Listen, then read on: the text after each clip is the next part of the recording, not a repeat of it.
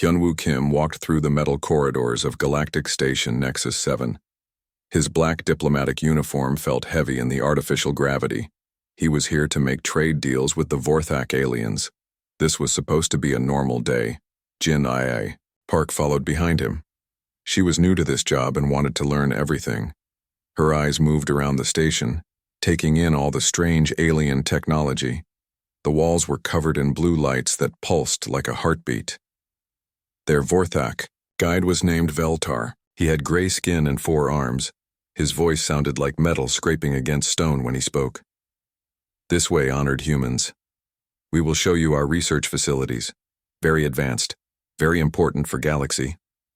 The group walked past many rooms, filled with computers and machines. Scientists from different alien species worked at tables covered in glowing screens. Everything looked clean and modern. Hyunwoo nodded politely as Veltar explained their work. We study many things here, Veltar said. How to make crops grow better, how to cure diseases, how to understand different species. His 4 eyes blinked one at a time. All for peace in Galaxy. They turned a corner, and Jin saw something that made her stop walking. Down a side hallway there was a door marked with symbols she could not read. But through a small window in the door she saw movement. Small figures behind glass walls. What is in there? Ginny asked, pointing down the hallway. Veltar's gray. Skin changed color slightly. Nothing important, storage area. We should continue main tour. But Jin-A had already started walking toward the door. Hyunwoo followed her, feeling something was wrong. When they reached the window, both humans looked inside and their hearts stopped. Children. Human children. Maybe 10 or 12 of them. They were in glass boxes that looked like prison cells. The children wore thin white clothes and had numbers written on their arms. Some sat in corners, rocking back and forth. Others pressed their faces against the glass, looking scared and hungry. One little girl saw Jin-I through the window. The child's eyes grew wide and she ran to the glass. She put her small hands against it and moved her mouth. Even through the thick glass, Jin-A could read her lips. The girl was saying, "Help us," in Korean. What is this? Hyunwoo's voice was very quiet and very dangerous. Veltar moved his forearms nervously. Research project very sensitive. We should not disturb the subjects. Subjects? Jin-A felt sick. These are children. Human children. Yes, Veltar said quickly. We rescued them. Their ship was destroyed. We are taking care of them, studying them to help them. Hyunwoo pushed past Veltar and tried to open the door. It was locked, with electronic security. Open this door, now. I cannot. Only Dr. Kexthul has permission. He is head of this project. Then get him. Right now. While they waited, Hyunwoo and Jin-A looked through the window again. The children had noticed them now. More small faces pressed against the glass walls of their cells. Some children had bandages on their arms and heads. Others had marks on their skin that looked like injection sites. The little girl who had mouthed, "Help us," was maybe 8 years old. She had short black hair and big dark eyes. She looked like she had not eaten enough food for a long time. When she saw Jin-A watching, she held up a small piece of paper against the glass. On it was a drawing of a family, a mother, father, and little girl holding hands. Ginny started crying. She put her hand against the glass where the child's hand was on the other side. Heavy footsteps echoed in the hallway. Dr. Kexthul arrived with 2 security guards. He was taller than Veltar and had the same gray skin but with purple markings around his eyes. Ambassador Kim, Dr. Kexthul said in careful English. I understand you have questions about our research. I have more than questions, Hyunwoo said. His face was red with anger. I want to know why you have human children locked in cages. They are not cages. They are observation chambers. These subjects were found after their colony ship was destroyed. We rescued them from certain death. What happened to their families? Dead. All dead. These children were alone in space. We brought them here and have been caring for them. Jin-A wiped her eyes. Caring for them? They look scared and hungry. What kind of care involves keeping children in glass boxes? Dr. Kexthul's purple markings grew darker. We are studying human development and psychology. This research will help us understand your species better. It will prevent future conflicts between humans and other races. By experimenting on children? Hyunwoo stepped closer to the doctor. How long have they been here? 3 years. 3 years? These children have been prisoners for 3 years? Not prisoners. Research subjects. They are treated well. Fed, regularly, given exercise time, medical care when needed. Through the window they could see one boy who looked about 10 years old. He was sitting alone in his cell, staring at nothing. His arms were covered in small scars. Medical care. Jin-Ae's voice shook. What kind of medical care leaves scars? Like that? Sometimes we need to take samples. Blood, tissue, neural fluid. It is for scientific purposes. Hyunwoo felt like he might be sick. You are torturing children. We are conducting valuable research. These subjects have taught us much about human pain tolerance, emotional responses, and psychological breaking points. This information could be very useful for diplomatic relations. The little girl with the drawing pressed it harder against the glass. She was crying now, but she did not make any sound. Jin-Ae realized the cells might be soundproof. I want to see them, talk to them, now. That is not possible. Contact with outside individuals could contaminate the research data. Hyunwoo turned to his security team. Contact the ship. Emergency priority. We need immediate backup and medical teams. Ambassador, please do not do anything hasty, Dr. Kexthul said. This research is approved by the Vorthak High Command. It is legal under station regulations. Legal? Hyunwoo looked at the alien doctor like he was insane. You think torturing children is legal? They are not being tortured. They are being studied. Jin-Ae could not listen anymore. She pulled out her communication device and started recording everything through the window. The children saw the device, and some of them moved closer to the glass. They seemed to understand that help might be coming. The little girl with the drawing suddenly smiled just a tiny bit. She pointed to herself and then made the shape of letters with her fingers. S-O-M-I-N. Her name was So-min. We are leaving now, Hyunwoo announced. But we will be back, with lawyers, doctors, and soldiers, if necessary. As they walked away, Jin-Ae looked back one more time. So-min was still at the glass, watching them go. The little girl put her hand over her heart and then held it out toward Jin-Ae. Even in her prison, she was trying to give comfort to the adult who had found her. That night, Hyunwoo sent an emergency message to Earth. The message was simple, but would change everything. Found human children, imprisoned and experimented on by Vorthak for 3 years. Request immediate assistance. The galaxy was about to learn what happened when humans discovered someone had caged their young. Captain Tae-jun Lee was drinking coffee in his office when the emergency message arrived. The hot liquid spilled across his desk as he read Hyunwoo's words.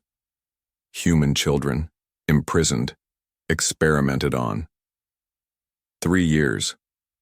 His hands shook as he reached for the communication panel. Within minutes, he had Admiral Mi-young Choi on the screen. Her face went pale as he read the message aloud. Get me everything we have on missing colony ships from 3 years ago, she ordered. And call an emergency. Meeting of the Colonial Council now. Across Earth's government buildings, people dropped what they were doing. Dr. Seung-ho Nam was pulled out of a lecture at the university. Commander Yoo Jin-song was called back from training exercises. Intelligence Officer Dong-hyun Kang stopped his vacation and returned to headquarters. By evening, they had gathered in the secure meeting room under the Colonial Defense Center. The room was underground and protected from all electronic listening devices. When dealing with alien politics, humans had learned to be careful. Show them the video, Admiral Choi said. The lights dimmed and Jin-Ae's recording played on the large screen. The room was completely silent as government officials and military officers watched human children behind glass walls. When the video showed So-min holding up her drawing, several people started crying. Dear God, whispered Dr. Nam. How old are they? Between 6 and 12 years old, based on what we can see, Taejun answered. And they have been there for 3 years. Some of them were just babies when taken. Dong-hyun had been working at his computer while the video played. Now he looked up with a grim expression. I found the ship.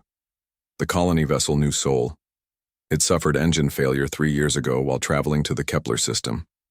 He put up a new display showing ship records. The vessel carried 847 colonists, including 23 children. They sent distress signals showing successful evacuation to emergency pods. When our rescue ships arrived 2 weeks later, the Vorthak were already there. What did the Vorthak report? Admiral Choi asked. They said they found only debris, no survivors, no pods. They claimed the ship's reactor had exploded and destroyed everything.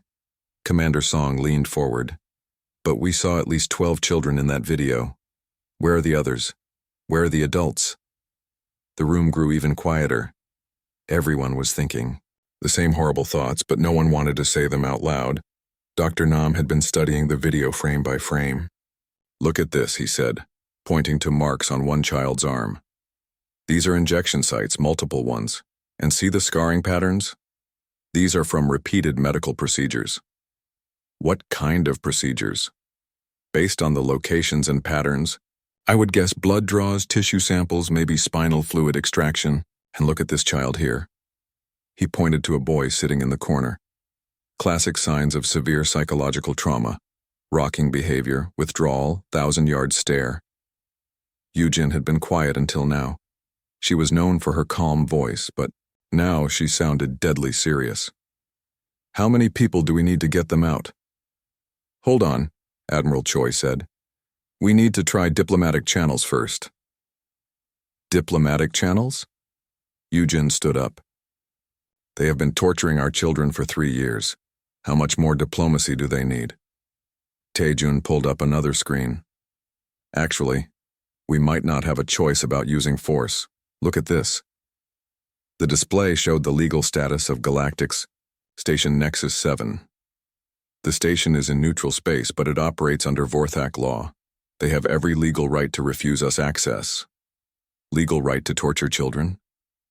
According to Vorthak law, any individuals rescued by their forces become research subjects until the Vorthak decide to release them. It is written into their legal code. Dong-hyun had continued working while they talked. Now he looked up with an even worse expression than before. I have more bad news. This is not the only facility. He put up a map of known space showing 6 different star systems. I found communication records suggesting similar research stations in all these locations. If each one has the same number of subjects, that could be over 100 children, Dr. Nam said quietly. The room fell silent again. 100 human children, taken from their families and used as laboratory animals for 3 years. Some of them would be teenagers now. Others would barely remember life before the cages. Admiral Choi was the first to speak. What about their families, the adults from the colony ship? Dong-hyun shook his head. I have been searching all available databases. No records of adult human prisoners or research subjects in Vorthak space. Just the children. You think they killed the adults? I think the adults would not have been useful for their research. Children are easier to control, easier to study over long periods. Their minds are still developing. Commander Song had been making notes on her tablet. If we are going to get them out by force, we need to move fast. The Vorthak know we found them. They might move the children or worse. Or worse. Everyone knew what she meant. Dr. Nam was still studying the video. There is something else. Look at how the children interact with each other. He pointed to moments in the video where children could be seen through multiple cells. They have developed their own communication system. Hand signals, probably tapping codes on the walls. They are taking care of each other. What do you mean? The older children are protecting the younger ones. You can see it in their positioning, their body language. Even in these conditions, they have maintained human social structures. They have not been broken. Taejun felt a mixture of pride and anger. They are still fighting. Yes, but for how much longer? Admiral Choi made her decision. Dong-hyun, I want you to find everything you can about these other facilities. Locations, security, staff numbers. Yujin, start putting together a rescue plan. Multiple teams for multiple targets. What about diplomacy? Dr. Nam asked. We will try that too. But I have a feeling the Vorthak are not going to give up their research subjects voluntarily. She looked around the room at each person. People, understand what we are facing. This is not just a rescue mission. When the galaxy finds out what the Vorthak have been doing to human children, there will be consequences. Big ones. What kind of consequences? Taijun asked. The kind that start wars.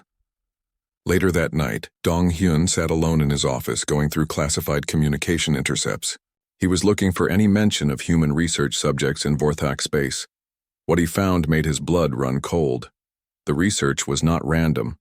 The Vorthak had specifically chosen human children because they wanted to understand human psychology. They were trying to learn how to break human will, how to control human emotions, how to cause maximum psychological damage. It was not medical research. It was weapons research. They were turning human children into a laboratory for developing psychological warfare techniques. He picked up his secure phone and called Admiral Choi. Ma'am, you need to see this. The research is not what we thought. It is much worse.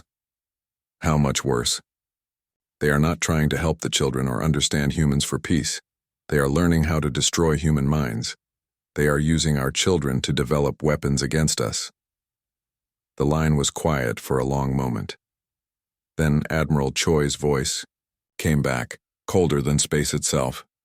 Change of plans, Dong Hyun. We are not just rescuing those children. We are going to make sure this never happens again. To anyone's children. Ever. The investigation was over. Now came the hard part. Ambassador Eunji Lim stood before the Galactic Council for the first time in her career. The Great Chamber was filled with representatives from dozens of alien species. Some breathed different gases and sat in special environment suits. Others were so strange that humans still did not understand how they communicated.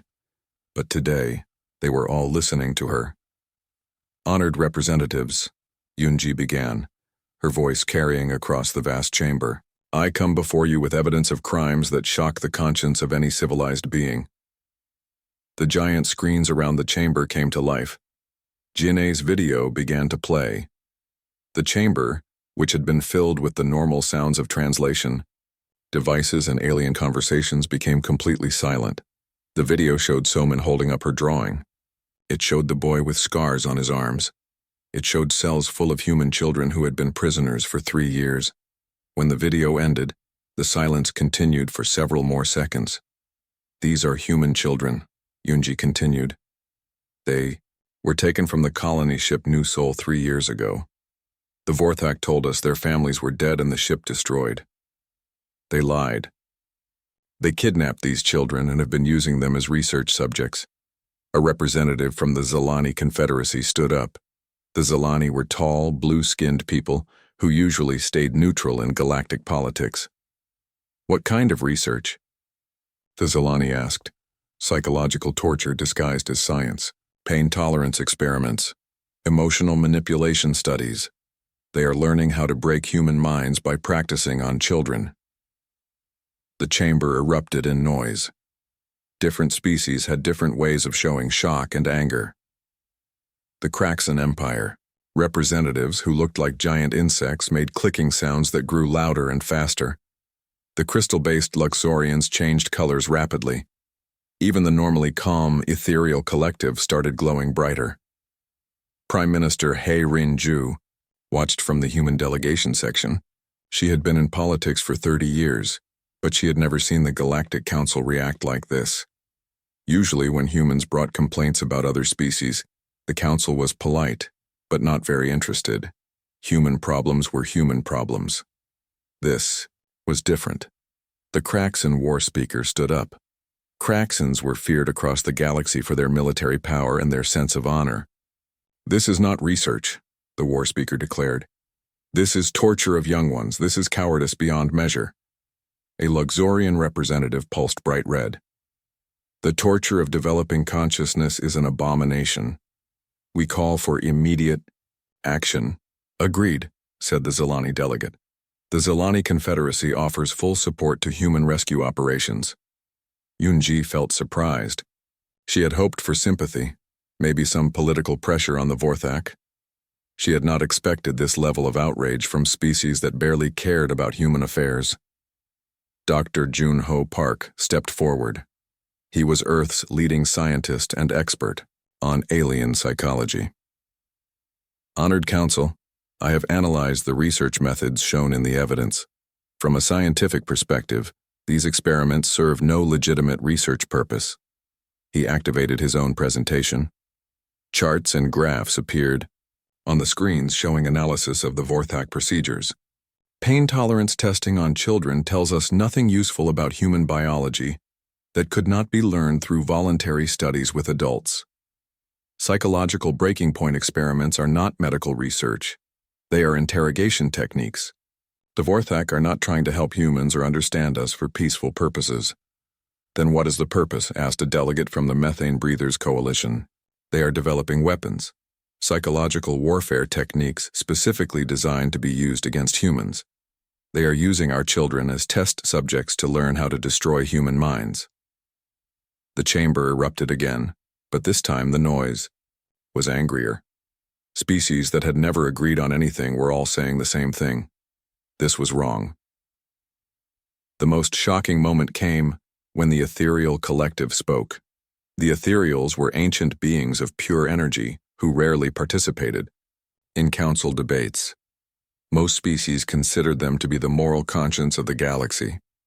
In 10,000 years of observing galactic civilization, the ethereal voice echoed through every translation device, we have never witnessed such deliberate cruelty toward developing minds. The Vorthak have committed acts that violate the most basic principles of sentient behavior.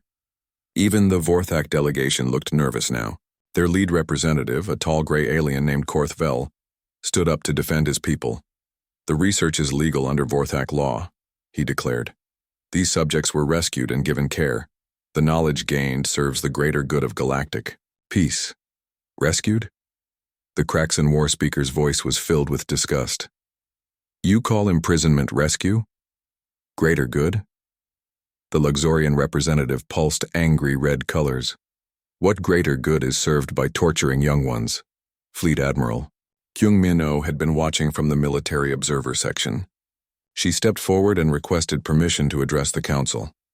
Honored representatives, the human military has discovered 6 additional facilities where our children are being held. We estimate over 200 human young ones are currently imprisoned by the Vorthak for research purposes. The chamber fell silent again. 200 children.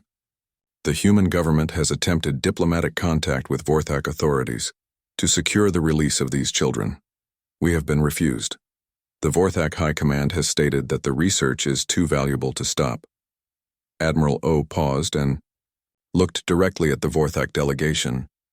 Therefore, the human government formally requests council authorization for military rescue operations. You would attack Vorthak facilities? Korthvel asked. We would rescue our children. If Vorthak forces interfere with those rescue operations, they will face the consequences. Something had changed in the chamber. Representatives who had never shown any interest in human affairs were now looking at the situation very differently.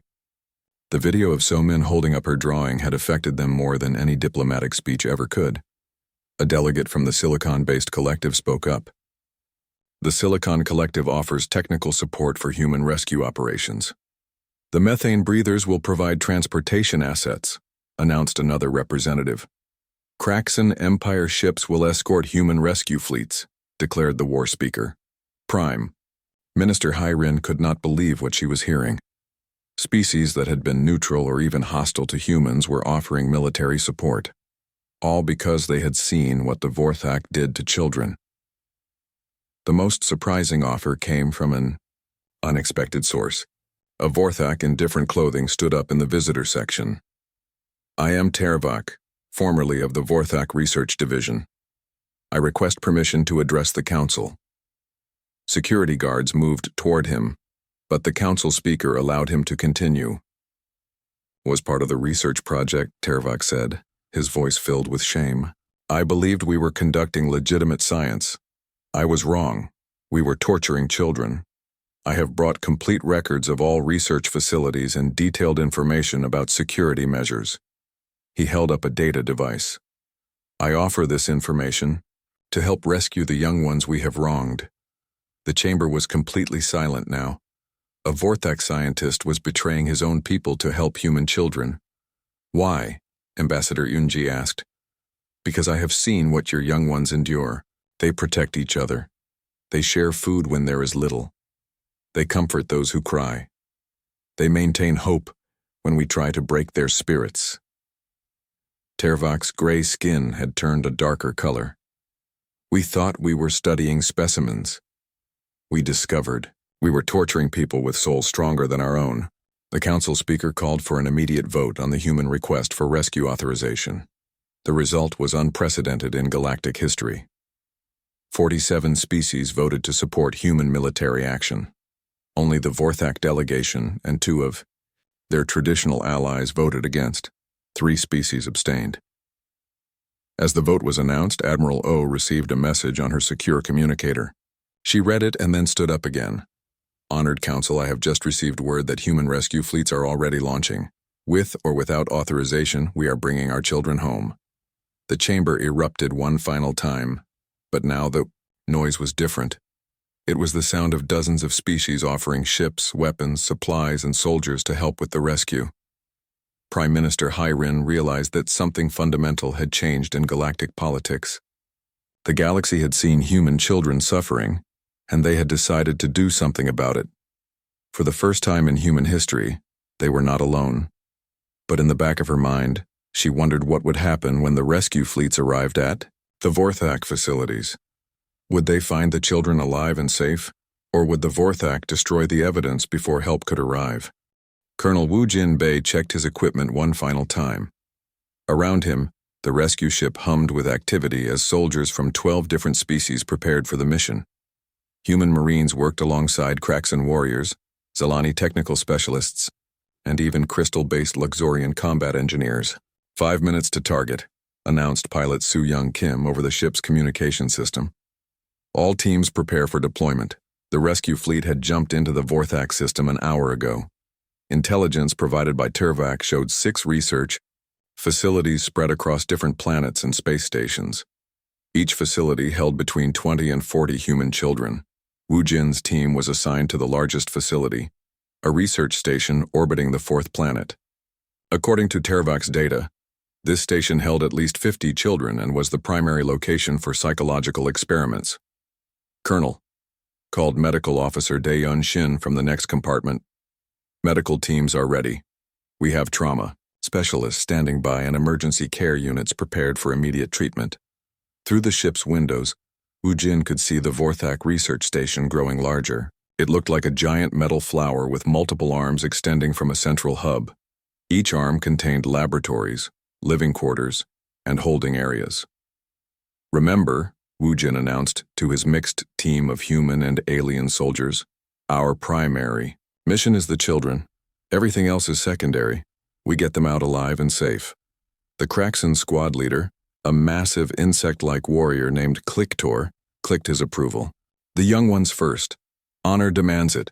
Su Young's voice came over the communicator again. Vorthak defense ships are moving to intercept. We have company. Through the tactical display, Wu Jin could see 3 Vorthak military vessels approaching the rescue fleet. They were smaller than the human ships but known for their advanced shielding technology. This is Admiral Korthmex of the Vorthak Defense Force. A voice crackled over the communication system. You are in violation of Vorthak territorial space. Withdraw immediately or face military action. Admiral Kyungmin-o's voice responded from the command ship. This is Admiral O of the Human Colonial Fleet. We are here to recover our children. Stand down and allow us to proceed. Negative. The research subjects are property of the Vorthak state. Any attempt to interfere with our operations will be met with force. Property? O's voice turned ice cold. You just called human children property. That was a mistake. The first shots came from the Vorthak ships. Energy beams lanced out toward the rescue fleet, but the human ships had been expecting this. Return fire lit up space as the battle began. Wu Jin watched through the tactical display as Su Yung piloted their ship through the combat zone. She was one of the best pilots in the human fleet, and today, she was flying angry. "Hold on, everyone," she announced. "We're going in fast and hard." The rescue ship dove toward the research station while fighter squadrons from both sides filled space around them. A Kraxan battleship moved to protect the rescue ships, its massive weapons carving through Vorthak defenses. "Docking in 30 seconds, Su Yung called out. "Security reports the station is trying to lock down all internal systems." Tervak, who had volunteered to come with the rescue mission, activated his portable computer. "I can override their security, but not for long. Once we are inside, we will have maybe 20 minutes before they regain full control." The ship shuddered as it connected with the station's docking port. Emergency cutting tools quickly burned through the outer hull, creating an entry point for the rescue teams. "Go, go, go," Wu Jin shouted. The mixed team of human and alien soldiers poured through the opening into the Vorthak station. The corridors were filled with gray-skinned scientists and security personnel, most of whom immediately surrendered when they saw the heavily armed rescue force. "Tervak, where are the children?" Wu Jin demanded. "Section C, levels 4 through 7. "But Colonel, there is something you should know. The research was worse than we thought." They moved quickly through the station corridors following Tervak's directions. Behind them, Da-Un and her medical team carried emergency supplies and portable medical units. When they reached Section C, Wu Jin felt his heart sink. The corridor was lined with observation windows, and behind each window was a small room containing a human child. Some children were sitting alone, staring at nothing. Others were huddled in corners, rocking back and forth. "Dear God," Da-Un whispered. "How many are there?" 53 in this section, Tervak answered. "Ages 6 to 16. Wu Jin began opening the cell doors while his team spread out to secure the area. The first cell contained a boy who looked about 12 years old. When the door opened, the boy did not move. He just stared at Wu Jin with empty eyes. "Hey there," Wu Jin said gently in Korean. "My name is Wu Jin. I'm here to take you home." The boy's eyes focused slightly. "Home?" "Yes. We're going to get you out of here." Da-Yun moved to the next cell where a girl about 10 years old was pressing herself against the far wall. "It's okay," Da-Yun said softly. "We're humans like you. We're here to help." As more cells opened, the rescue team found children in various states of physical and psychological trauma. Some had fresh bandages from recent procedures. Others showed signs of malnutrition and neglect. But the most heartbreaking discovery was in the central observation room. Charts and graphs covered the walls, documenting every aspect of the children's suffering. Sleep deprivation studies, pain tolerance measurements, psychological breaking point analysis. Tervak looked at the charts with shame in his 4 eyes.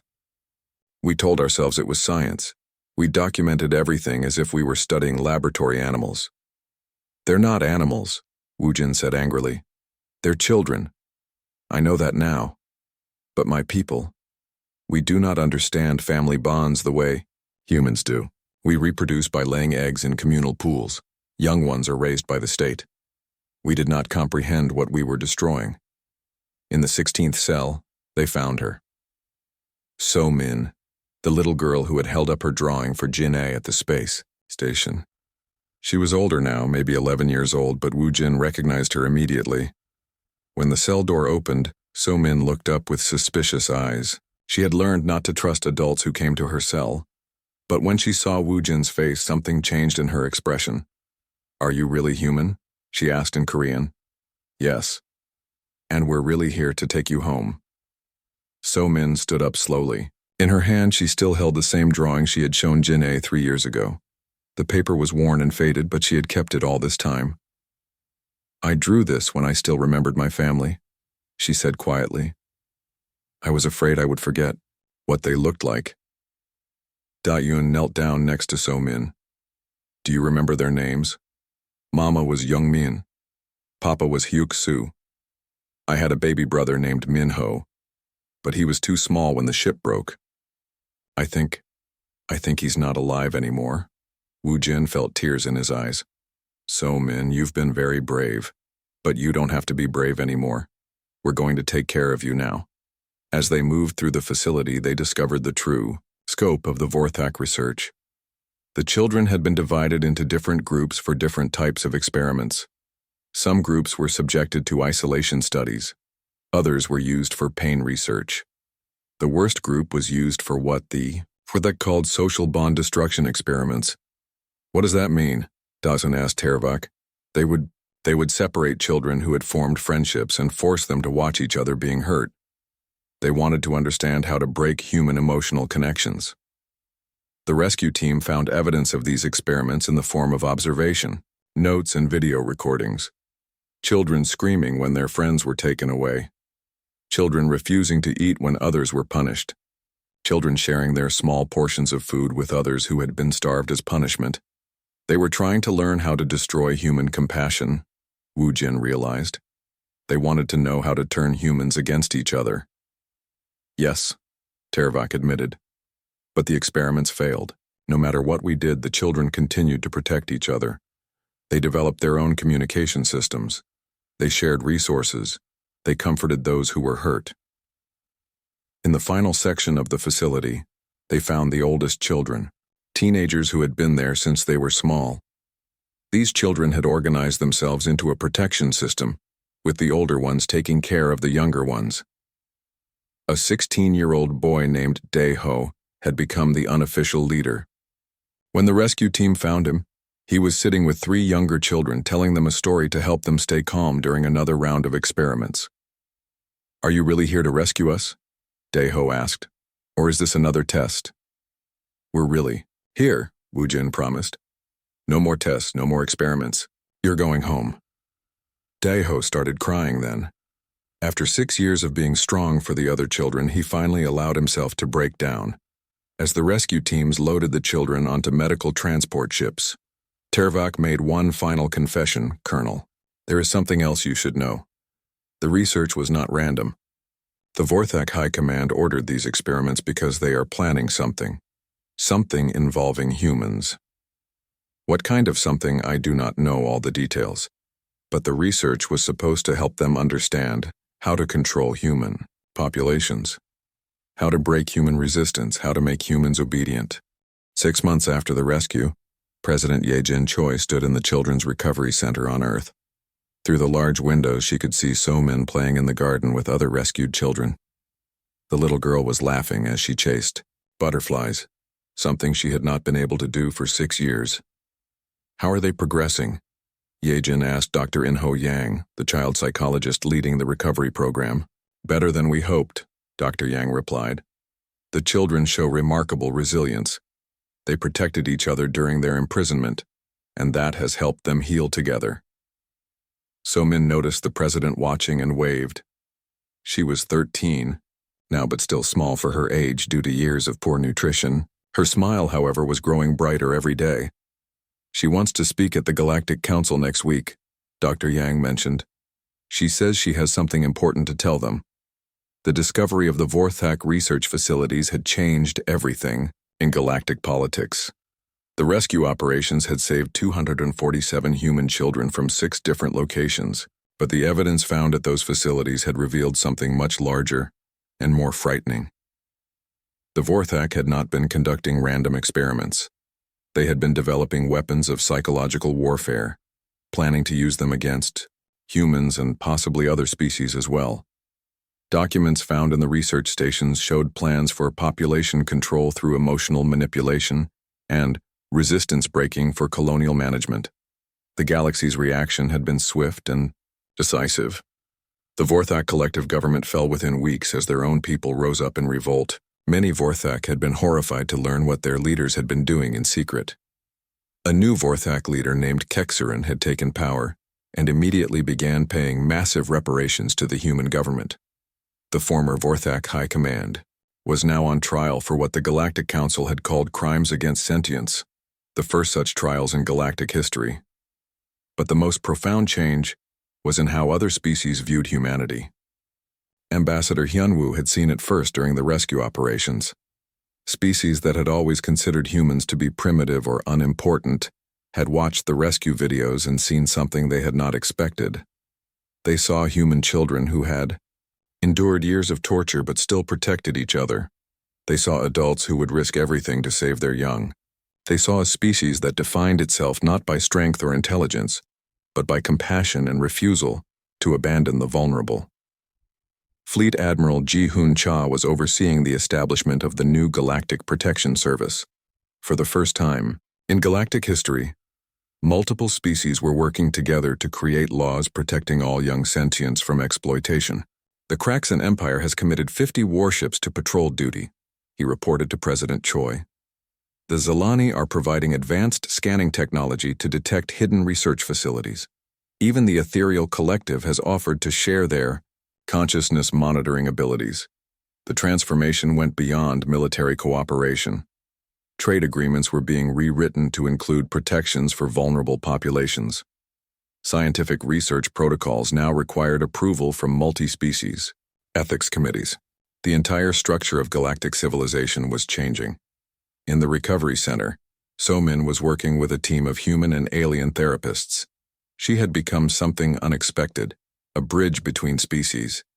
During her imprisonment, she had learned to communicate with Vorthak guards who felt guilty about their work. Now she was helping other species understand human emotions and family bonds. Miss So-min?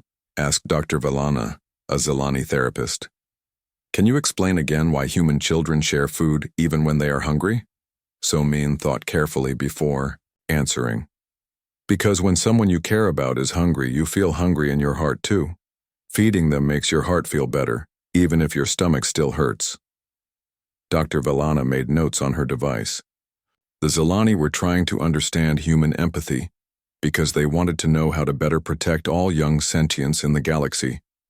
Ambassador Yoonji Lim had been promoted to head the new Galactic Children's Protection Agency. Her office was in the space station where Hyunwoo had first discovered the imprisoned children. The station had been converted into a monitoring center for protecting young beings across the galaxy. We have investigated over 300 facilities in the last 6 months, she reported during a video call with Earth. Most were legitimate research stations, but we found 12 more illegal operations involving different species. The rescues had not been limited to human children. They had found young Zilani being used for intelligence testing, Kraxan larvae being studied for military applications, and even young ethereals being experimented on for their energy manipulation abilities. Each rescue had strengthened the growing alliance between species. The galaxy had discovered that protecting children was something that united every civilized race. Philosopher Nam Soo-yoon had written extensively about what she called the Great Awakening in galactic consciousness. For thousands of years, she wrote, galactic civilization was based on strength, technology, and economic power. The rescue of human children showed us a different foundation for civilization, the protection of those who cannot protect themselves. The trials of the former Vorthak leadership were being broadcast across the galaxy. For the first time, beings from dozens of different species were learning about concepts like child psychology, trauma recovery, and family bonds. Dr. Tervak, the Vorthak scientist who had helped with the rescues, had become an important witness. His testimony was helping other species understand how easily research could become cruelty when the subjects were not considered to be people. We told ourselves they were specimens, he testified. We documented their pain as if it were data. We measured their suffering as if it were scientific progress. We forgot that behind every measurement was a child who missed their family. The courtroom was filled with representatives from across the galaxy. When Tervak finished his testimony, many of them were visibly emotional. The concept of torturing children for research had become universally recognized as the ultimate mark of barbarism. So-min had insisted on testifying as well, despite concerns about her age and trauma. When she took the witness stand, the massive courtroom fell completely silent. I want to tell you about my friend Min Jun, she said, speaking clearly into the translation devices. He was 8 years old when they brought him to the research station. He cried every night for his mother. She paused to look directly at the former Vorthak officials. The researchers said they wanted to study human emotional responses to separation, so they recorded him crying. They measured how long he cried each night. They documented when he stopped asking for his mother. The courtroom was so quiet that every small sound seemed loud. But here is what they did not understand, Somin continued. Minjun stopped crying because I started singing him the lullabies my mother sang to me. And when I was too sad to sing, Daeho would tell him stories.